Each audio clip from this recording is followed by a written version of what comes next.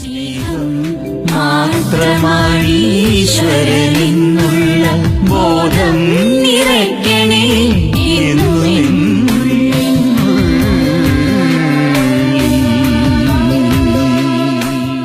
ശുദ്ധ കാതോലിക്ക ബാബ തിരുമേനി, ബഹുമാന്യനായ ഗവർണർ, വേദിയിൽ ഉപേക്ഷിതരായിരിക്കുന്ന ബഹുമാന്യ വ്യക്തികളെ, സദസ്സിൽ ഉപേക്ഷിതരായിരിക്കുന്ന പേർപ്പെട്ടവരുമേ,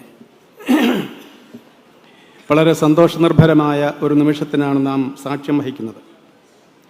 മലങ്കര ഓർത്തഡോക്സ് സഭയുടെ അരുമസന്താനം, കൊട്ടാരക്കരയുടെ അരുമപുത്രൻ, ഞങ്ങളെല്ലാവരും പറയുന്ന ബേബിച്ചായൻ്റെ ജീവിത സരണികളിലൂടെ കടന്നു പോകുവാനും അതിനെ അനുസ്മരിക്കുവാനും അദ്ദേഹത്തിന് വേണ്ടി പ്രാർത്ഥിക്കാനുമുള്ള ഒരു നിമിഷമായി ഈ നിമിഷം കിട്ടുന്നതിൽ വളരെയധികം സന്തോഷമുണ്ട്.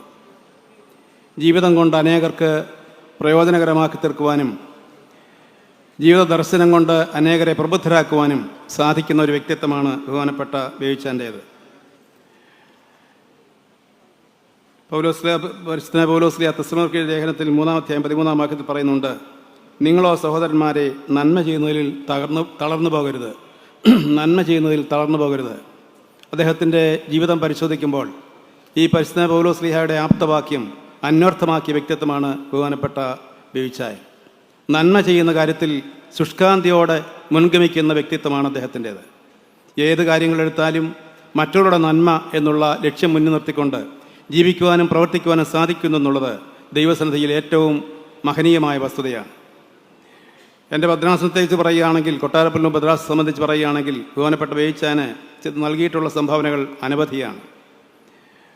1.25 കോടി രൂപയോളവും അദ്ദേഹത്തിന് വേണ്ടി ഇതിനോടകം ചിലവാക്കിയിട്ടുണ്ട്. ഞാനൊന്നും പറയണ്ട, മനസ്സറിഞ്ഞ് കാര്യങ്ങൾ ചെയ്തുകൊള്ളൂ. അപ്രകാരം എല്ലാ കാര്യങ്ങളും വളരെ സജീവമായി അറിയുകയും അതിനനുസൃതമായി പ്രവർത്തിക്കുകയും ചെയ്യുന്ന ഒരു വ്യക്തിത്വമാണ് അദ്ദേഹത്തിൻ്റേത്. ദൈവം തമ്പുരാൻ കൂടുതൽ അനുഗ്രഹങ്ങളൊക്കെ നൽകട്ടെ എന്ന് പ്രാർത്ഥിക്കുന്നു. ഭാവി കൂടുതൽ ശോഭനമായി തീരട്ടെ എന്ന് ആശംസിക്കുന്നു.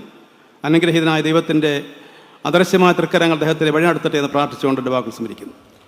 സ്നേഹം മാത്രമായി ഈശ്വരനിന്നുള്ള ബോധം നിറയ്ക്കണേ.